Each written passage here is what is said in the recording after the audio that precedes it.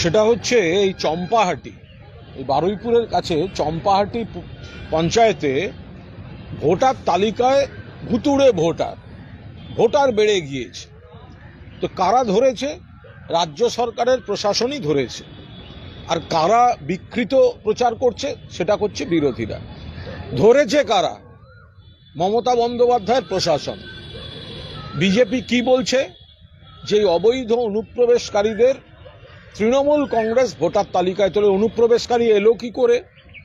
অনুপ্রবেশ রোখার দায়িত্ব কার? অনুপ্রবেশ রোখার দায়িত্ব অমিত শাহের, বিএসএফ এর। তো সীমান্ত পাহারা দিতে পারছে না, লোক ঢুকছে। দায়িত্ব কার? কেন্দ্রীয় সরকারের। মনিটরিং এর দায়িত্ব কার? Central IB. দায় চাপাচ্ছে কাদের উপর? রাজ্য পুলিশের। ফলে এই যে বিকৃত প্রচারটা চলছে, তার সঙ্গে তৃণমূল কংগ্রেস কোনোভাবে জড়িত নয়।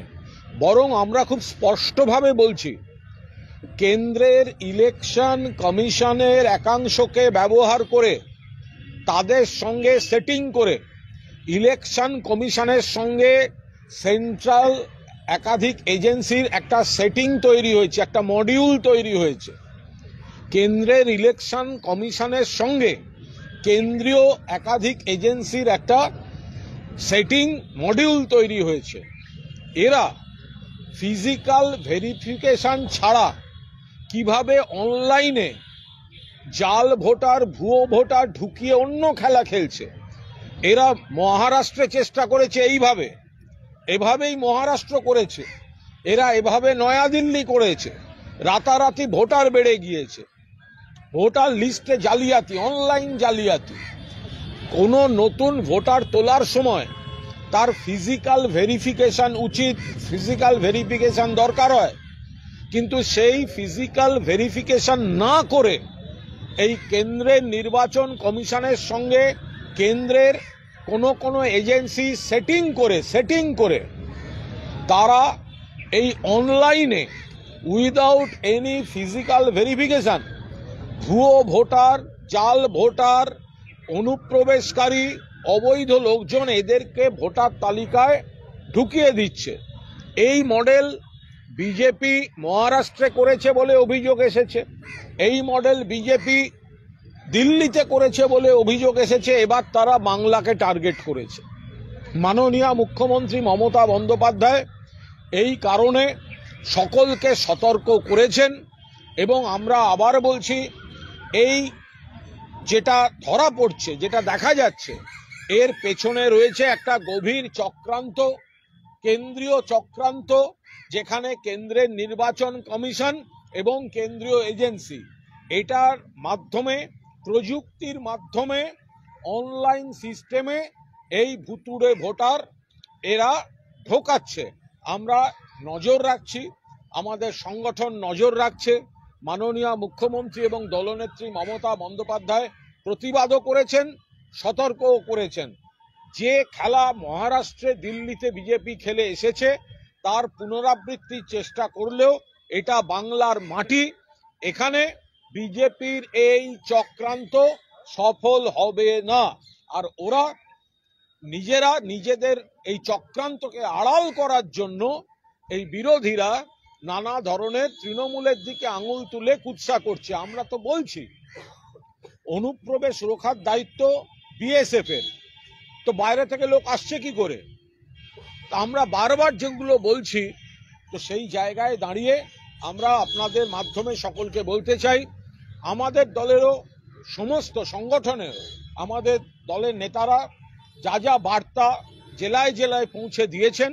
আমরা আবার বলছি যে কেন্দ্রীয় নির্বাচন কমিশনের একাংশের সঙ্গে কেন্দ্রের এজেন্সি সেটিং করে অনলাইন সিস্টেমের মাধ্যমে উইদাউট ভেরিফিকেশন এই কারচুপিগুলো করছে।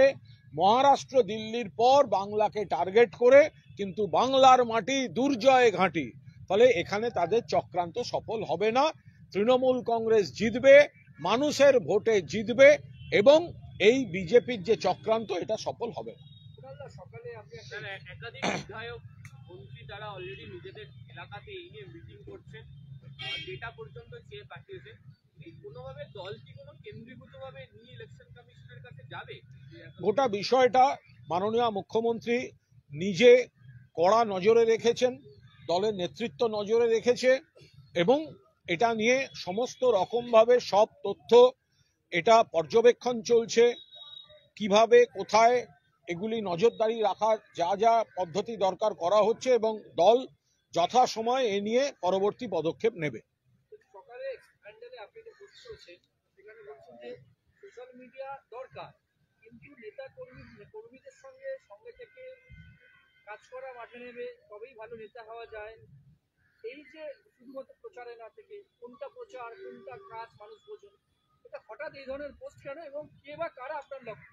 কোনো লক্ষ্যের বিষয় নেই, এটা আমি একজন তৃণমূল কংগ্রেসের সৈনিক, আমি আমার অন্য পেশাও আছে, পেশাগতভাবে আমি সাংবাদিকতায় জড়িত, লেখালেখি করি, সব মিলিয়ে এটা একটা ব্যক্তিগত অনুভূতি লেখা।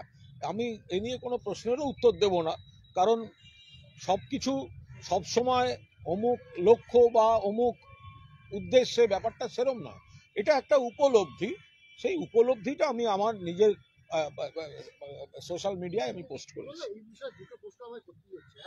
আপনারা লাইনে লিখেছেন যে কোনটা মূলত প্রচারের জন্য কাজ আর কোনটা 10 জনের সঙ্গে মিশে 100 জনের জন্য কাজ, তা বুঝতে দেরি হয় না। এটা কি না, মানুষ সচেতন বলেই সেইটুকু আমরা মানে একটা অনুভূতি যে আমি যদি শুধু আপনাদের মাধ্যমে মিডিয়ার মাধ্যমে রোজ কিছু কথা বলি, তার পাশাপাশি তো মানুষ তার প্রতিফলনটা তার এলাকাতেও সকলের মধ্যে দিয়ে দেখতে চাইবেন, আমার এলাকাতে তো আমার মধ্যে দিয়েও দেখতে চাইবেন।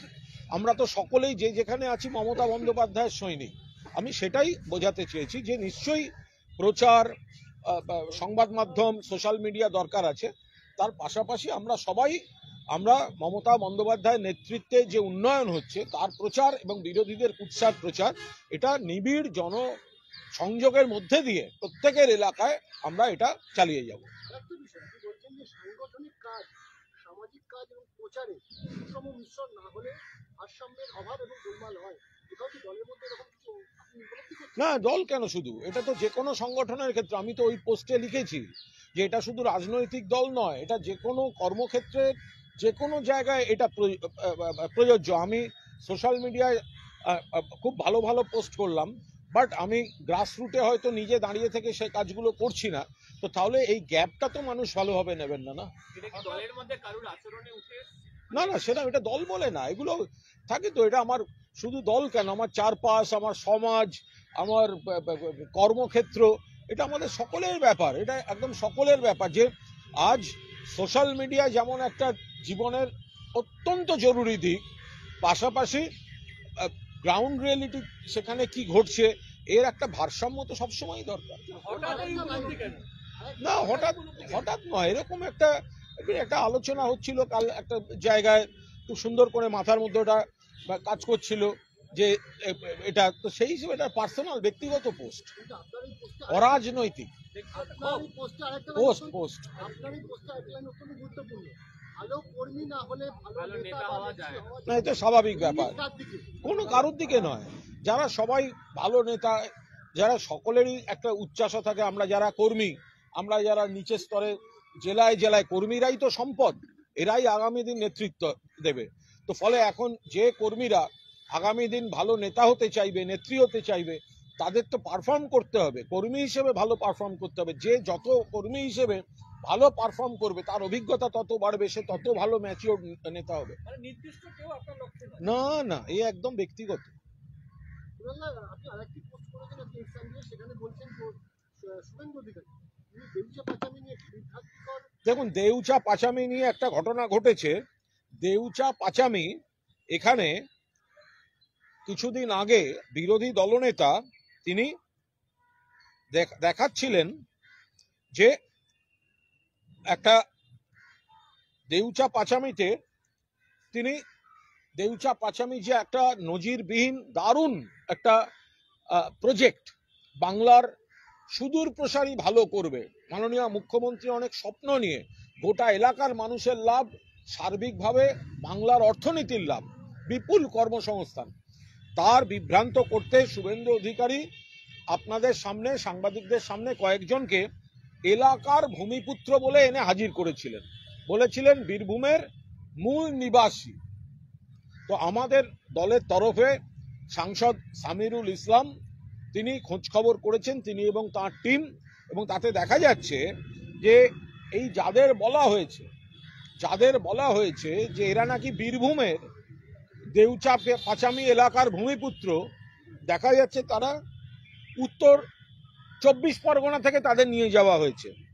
একজন হচ্ছেন বীরেন হাঁসদা, মারিচা গ্রাম পঞ্চায়েত, থানা আমডাঙ্গা, ব্লক আমডাঙ্গা, পেশা স্কুল শিক্ষক। তাকে বলা হয়েছে দেউচা পাচামির এলাকার বাসিন্দা। 2 আনন্দ বেসরা, কাঁচরাপাড়া নিউ কলোনিতে থাকেন, থানা বীজপুর। আর যে ভদ্রমহিলাকে দেখা যাচ্ছে অর্জুন সিং এর পাশে দাঁড়িয়ে, তিনি বীরেনবাবুর স্ত্রী, যিনি হরবাটি পশরডাঙ্গা প্রাথমিক বিদ্যালয়ে চাকরি করেন। ফলে এর থেকে বোঝা যাচ্ছে যে এই দেউচা পাচামির মতো একটা অত্যন্ত গঠনমূলক ইতিবাচক যে একটা প্রজেক্ট, সেই প্রজেক্টটা সম্পর্কে মানুষকে বিভ্রান্ত করতে কিভাবে ওই এলাকার বাসিন্দাই নয় তাদেরকে এনে সাজিয়ে বলা হচ্ছে বীরভূমের মূল নিবাসী বলে একটা বিভ্রান্তি চড়াবার চেষ্টা হয়েছে। তাহলে বিজেপির এই যে মুখোশধারী বিজেপি, মিথ্যাচারী বিজেপি, বাংলার উন্নয়ন চায় না, ভাবা যায় একটা অন্য এলাকার অন্য জেলার লোককে এনে দেউচা পাচামি নিয়ে 4টি কাল্পনিক কথা বলিয়ে দেওয়া হলো। তো এগুলো আমরা তীব্র প্রতিবাদ করছি। জীবনতলায় যে গুলি উদ্ধার হয়েছিল আপনি জানেন, সেই ঘটনায় প্রচুর একজনের একাধিক জন গ্রেপ্তার হয়েছে। এসটিএফ সূত্রে জানা যাচ্ছে যে গত কয়েক বছর ধরেই বেদার অস্ত্র বিক্রি হয়েছে দক্ষিণ 24 পরগনার জীবনতলা এলাকা থেকে, এবং আজকে এসটিএফ এর গোয়েন্দারা তল্লাশি চালাচ্ছে এই অস্ত্রের দোকান থেকে। না, এসটিএফ ভালো কাজ করছে। যদি কোথাও কোনো খবর থাকে তো সেই জায়গায় দাঁড়িয়ে এসটিএফ অত্যন্ত ভালো কাজ করছে, এবং এটা তো পুলিশের কৃতিত্ব। এবং ব্যাপারটা এরম নয় যে বাংলায় এই ধরনের প্রথম হলো। কিছু খারাপ লোক কিছু কাজ করে, খারাপ কাজ করে। আপনার মনে আছে এই দক্ষিণ 24 পরগনাতেই আরএসপির মন্ত্রী সুভাষ নস্করের বাড়িতে বোমা মেরে তার আত্মীয়ার মৃত্যু হয়ে গেল। সিপিএম বলল আরএসপির মন্ত্রীর বাড়িতে বোমা রাখা ছিল, আর আরএসপি বলল সিপিএম বাইরে থেকে এসে বোমা মেরেছে। তো এগুলো দীর্ঘদিন ধরে চলে আসছে, এবং পুলিশও যত যা খবর পাচ্ছে সেগুলো সব উদ্ধার করতে করতে যাচ্ছে। বলছি যে আপনি এই অস্ত্র উদ্ধার নিয়ে বললেন, কিন্তু এই যে হাওড়ায় ফের কোথাও পেলুয়ায় ওগুলো বিচ্ছিন্ন, একেবারেই বিচ্ছিন্ন ঘটনা। ওগুলো বিচ্ছিন্ন ঘটনা, ক্রাইম। পুলিশ প্রশাসন দেখছে।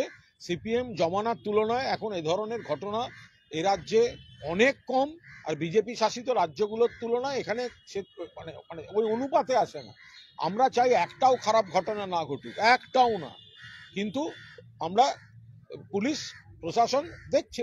এখন অন্য রাজ্য থেকে বা বিএসএফ এর ব্যর্থতায় অন্য দেশ থেকে লোক ঢুকে খারাপ ঘটনা ঘটবে আর কৈফিয়ত দিতে হবে তৃণমূলের সরকারকে, এটা তো হতে পারে না। এখানে উত্তরপ্রদেশ থেকে অস্ত্র নিয়ে এসে ঢুকছে, ধরতে হচ্ছে বাংলার পুলিশকে। ফলে এগুলোও দেখতে হবে। আরজিকর কাণ্ডের পর বেশ কয়েক ভূমিকা নিয়ে আপনারা সরব হয়েছিলেন, আপনি উল্লেখও করেন। সেরকমই কয়েকজনকে দেখতে পাওয়া যাচ্ছে যে সরকারি অনুষ্ঠানের মঞ্চে থাকে, গতকালকেও দেখতে পাওয়া যাচ্ছে। তো এখন সেটা তো সবাই দেখতে পাচ্ছেন, তো মানে সকলেই সেটা দেখতে পাচ্ছেন যে এটা কারা কি বলেছিলেন, কিন্তু তাদের মূল তারা এটুকু অন্তত অনুভব করেন। দেখুন, আরজিকর কাণ্ডে যারা প্রতিবাদ করেছিলেন, আমরা তাদের সকলের বিরুদ্ধে নই। এটা তো গণতান্ত্রিক রাজ্য, সবাই যার প্রতিবাদ, আমরাও প্রতিবাদী, মুখ্যমন্ত্রীও প্রতিবাদী। তো সুতরাং সেখানে দাঁড়িয়ে কে প্রতিবাদ করেছেন এটা বড় কথা না। যারা উদ্দেশ্য প্রণোদিত খারাপ ভাষা, খুব খারাপ কথাগুলো বলেছিলেন, সেগুলো নিয়ে তৃণমূল কংগ্রেসের কর্মী সমর্থক শুভানুধ্যায়ীদের একটা আবেগের বিষয় ছিল। এখন সকলেই যে খুব খারাপ কথা বলেছেন তা তো নয়। তো সুতরাং কে প্রতিবাদ করেছেন তাই নিয়ে আমাদের আপত্তির কোনো বিষয় ছিল না। আবার কেউ যদি মনে করেন যে তখন আমিও কারুর কথায় ভুল বুঝেছিলাম, বিভ্রান্ত হয়েছিলাম, এবং সময়ের সঙ্গে দেখা যাচ্ছে যে মমতা বন্দ্যোপাধ্যায় সঠিক কাজ করছিলেন, এবং কিছু কুৎসাকারী মানুষের আবেগ নিয়ে বিভ্রান্ত করেছে, তারা যদি তাদের বিষয়টা বুঝতে পারেন সে তো ভালো কথা। চণ্ডীতলার আইসি তার কাছে যে অবৈধ অস্ত্র পাওয়া গেল সেই ঘটনায় না হাওড়া পুলিশ না হুগলি পুলিশ এমনকি আইসি নিচেও কিছু বলছেন না, গোটা বিষয়টা কোথাও গিয়ে ধামাচাপা দেওয়ার চেষ্টা হচ্ছে বলে অভিযোগ উঠছে। আমার মনে হয় না, যদি কোথাও কিছু পাওয়া গিয়ে থাকে তো সেই ধামাচাপা কিভাবে হবে? ফলে এটা পুলিশ প্রশাসন দেখছে, এর সঙ্গে রাজনীতির কোনো সম্পর্ক নেই, কোনো মন্তব্য করবো না। প্রশাসনের তরফে কোনো মন্তব্য আসছে না প্রকাশ্যে। প্রশাসনের কাজ কি সকাল বিকেল মন্তব্য করতে করতে কাজ করা? প্রশাসন নীরবে ভালো কাজ করে, নীরবে। দাদা, চিনু হাজরা তৃণমূল কংগ্রেসের একজন ব্লক সভাপতি ছিলেন এবং এখন উনি বিজেপিতে যোগদান করেছেন। তো ওনার বিরুদ্ধে অভিযোগ হচ্ছে 78 কোটি টাকার দুর্নীতি উনি করেছেন, কিন্তু এই যে ওনাকে গ্রেফতার করা হচ্ছে না, এটা কি বিজেপিতে নাম লিখিয়েছেন বলে গড়িমসি করা হচ্ছে? আমি বলতে পারবো না। আমি তো বারবার বলছি যে তৃণমূলকে হ্যারাস করার জন্য নানা গল্প ফাঁদা হচ্ছিল। এখন সেই সিবিআই চার্জশিটে দেখা যাচ্ছে বিজেপি নেতার নাম। তাহলে তৃণমূলের নেতাদের ক্ষেত্রে একরকম হয়ে যায়, বিজেপি নেতার ক্ষেত্রে অন্যরকম হয়ে যায়। কিন্তু সিবিআই এর ব্যাখ্যা দেওয়া উচিত।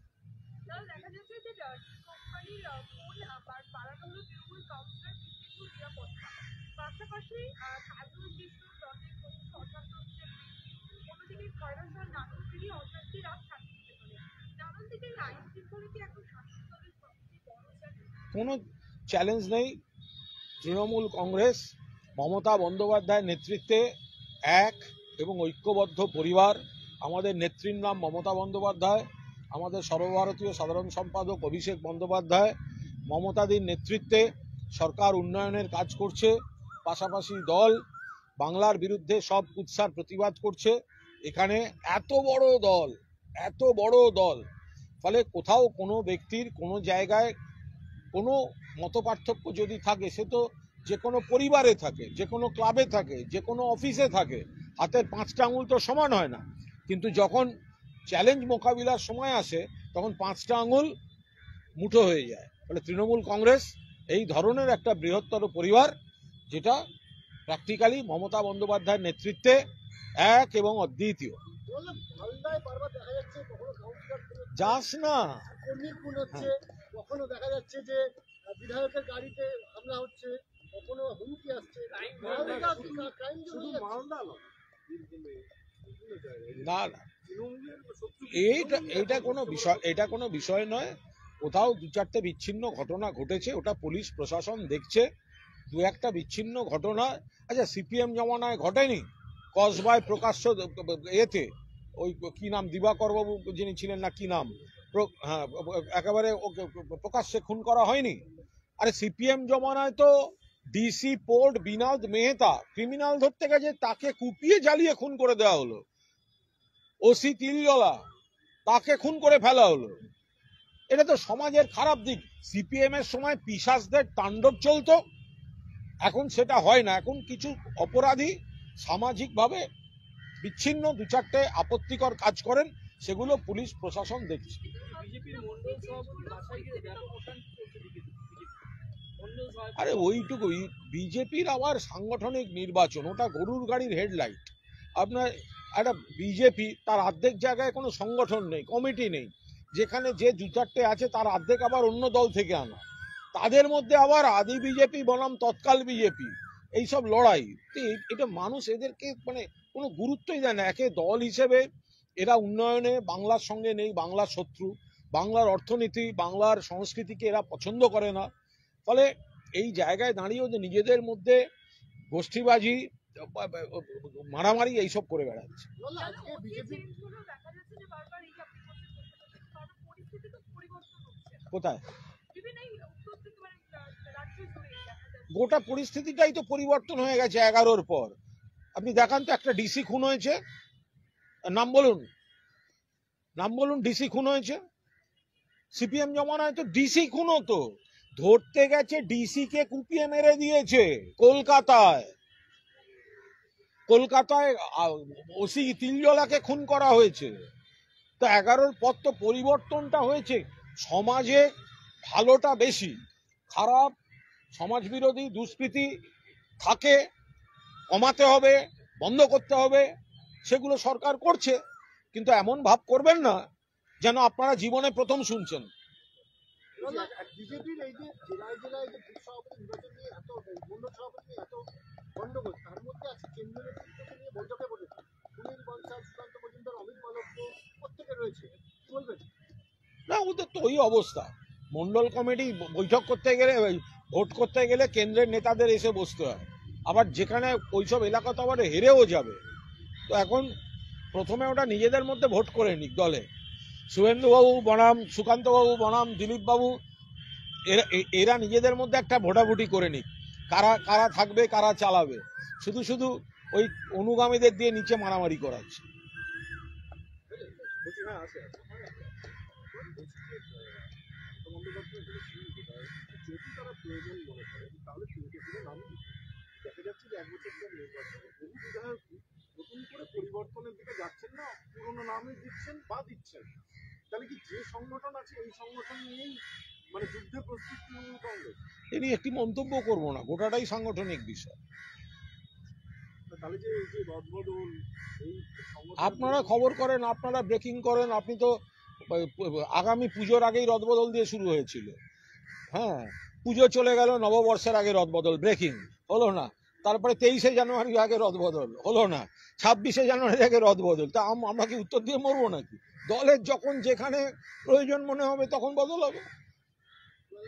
না তাহলে তাহলে অভিষেক বন্দ্যোপাধ্যায় যে বলেছিলেন যে একটা বড় রদবদল আসবে, কিন্তু উনি বলেছিলেন রদবদলের ব্যাপারটা তো উনি বলেছিলেন। না, সে নিশ্চয়ই দলে কোনো প্রক্রিয়া চলছে, দলে নিশ্চয়ই কোনো প্রক্রিয়া চলছে। অভিষেক বন্দ্যোপাধ্যায় গুরুত্বপূর্ণ একজন নেতা, দলের প্রক্রিয়া চলছে। দল যখন মনে করবে তখনই তো সেটা সর্বসমক্ষে আনবে। বিভিন্ন জায়গায় তো বিভিন্ন পরিবর্তন সব আপনারা দেখতে পাচ্ছেন, বহু রাজ্যে, অন্য রাজ্যেও তো সেগুলো সব চলছে। আপনি বলছেন যে রাজ্যের আইন শৃঙ্খলার পরিবর্তন 2011 পরেই হয়েছে। গতকাল বীরভূমের কাকড়াতলা, সেখানে বালিতলায় ওই বীরভূমে পরিবর্তনের আগে নানু রয়েছে। গোষ্ঠী গন্ডগোল এবং তৃণমূল কর্মীকে বাস দিয়ে পিছনে শুরু করা হয়েছে। দেখুন, সব জায়গায় ওটা রাজনীতি হয় না। কিছু কিছু ঘটনা, কিছু মারামারি ব্যক্তিগত ইকুয়েশনের থাকে, পারিবারিক ইকুয়েশনের থাকে, শরিকি গন্ডগোল থাকে, ফলে সবটাই ওটা তৃণমূল বা অমুক, এটা এইভাবে দেখাটা ঠিক না। শেষ প্রশ্ন, ডানকুনিতে আজ শুরু হলো সিপিএম এর রাজ্য সম্মেলন। 26-এ কিভাবে বিধানসভা ভোটে ভোট নিয়ে ফিরে আসা যায় তা নিয়ে কেন্দ্রীয় এবং রাজ্য নেতৃত্ব আলোচনা বসেছে। দেখুন, ওদের আমি অনেক ছবি দেখেছি আজকে ওনাদের প্রদর্শনীতে, অনেক রকম ছবি তারা দিয়েছেন ইত্যাদি ইত্যাদি। আর্যভট্টর তো একটা ছবি রাখতে পারতেন, যিনি শূন্য আবিষ্কার করেছিলেন। তো শূন্য যে দল পায় তারা একটা আর্যভট্ট ছবি থাকবে না? সিপিএম এর রাজ্য সম্মেলন হচ্ছে এটা, দিনের পর দিন শূন্য থাকা, লোকসভায় শূন্য, বিধানসভায় শূন্য, তার প্রদর্শনীতে আপনারা এত ছবি দিচ্ছেন, একটা আর্যভট্ট ছবি দেবেন না? জনগণ থেকে বিচ্ছিন্ন, 11 সালে রিজেক্টেড, তারপর থেকে দম হলো না সিপিএম এর একা ভোট লড়া, কংগ্রেসের পায়ে ধরে জোট করে ভোট লড়ে, একা লড়ার দম হলো না সিপিএম এর। তারা কি বৈঠক করলো, তারা কি বৈঠক না করলো, এ সম্পূর্ণ তাদের ব্যাপার। তবে ওনাদের এই প্রদর্শনীতে আর্যভট্ট ছবিটা রাখা উচিত ছিল। আছে বাবা। Yes, Shamit. নেই ভোট, চলো হটাও, আমি বেরোবো। বেরোবেন না। আরে লোকসভা নির্বাচন লোকসভা নির্বাচনের পর অধীর দাবি করেছিলেন যে তিনি হিন্দু মুসলমান মেরুকরণের রাজনীতি করতে পারেন, তার জন্য তিনি হেরেছেন। সেই অধীর এখন বলছেন যে দুর্গাপুজোর জন্য যদি সরকার টাকা দিতে পারে ক্লাবগুলোকে, তাহলে ঈদ কমিটিগুলোকে টাকা দেওয়া উচিত। তাহলে কি অধীরেরও ভরসা সেই মেরুকরণ? ওরা কি জানেন যে ঈদের সময় কত রকম ভাবে সরকার ইনফ্রাস্ট্রাকচারাল সাহায্য দেয়? ওরা কি জানেন যে বহু জায়গায় ঈদের আগে যে ইফতার যেগুলি হয়, তো কতগুলি সংগঠন, গণসংগঠন, ইভেন তৃণমূল কংগ্রেস পাশে দাঁড়িয়ে থাকে। তো সুতরাং আমরা সকলকে নিয়ে চলি, ওনাদের মতো এই হিন্দু মুসলমান খ্রিস্টানের পলিটিক্স করি না। অধীরবাবু হেরেছেন, ওনার বহরমপুরে উনি তৃতীয় হয়েছেন, মানুষ ওনাকে গ্রহণ করেনি, ওনার দলকে গ্রহণ করেনি, উনি হিন্দু মুসলমান করছেন কেন? আরেকটা আছে, কি হলো রে? তোরা বাঁচায় কি? আমি একটা হ্যাঁ গণতান্ত্রিক অধিকার জিরো আছে। জাল ওষুধের জন্য মৃত্যু হচ্ছে হাজার হাজার মানুষ। এর দায় কে বললো? কেন্দ্রীয় সরকারের। দুর্গাপুর থেকে কেন্দ্রীয় সরকারকে নিশানা সাংসদ কীর্তি আজাদ। তার অভিযোগ, যাদের লাইসেন্স দিচ্ছে কেন্দ্রীয় সরকার তারাই জাল ওষুধের কারবার করছে। লাইসেন্স দেয় কেন্দ্রীয় সরকার, তাই তার দায় কেন্দ্রীয় সরকার। কীর্তি আজাদের তো উনি ওনার অভিজ্ঞতা থেকে বলেছেন, উনি দীর্ঘদিন বিজেপির সঙ্গে একটা সময় ছিলেন, ফলে উনি ওখানকার সরকারের যা সব কাজ কীর্তিকলাপ উনি সব দেখেছেন খারাপগুলো। তো উনি ওনার অভিজ্ঞতা থেকে উনি বলেছেন, তো কেন্দ্রকে তো দায় নিতেই হবে। কেন্দ্র কেন দায় নেবে? ধন্যবাদ।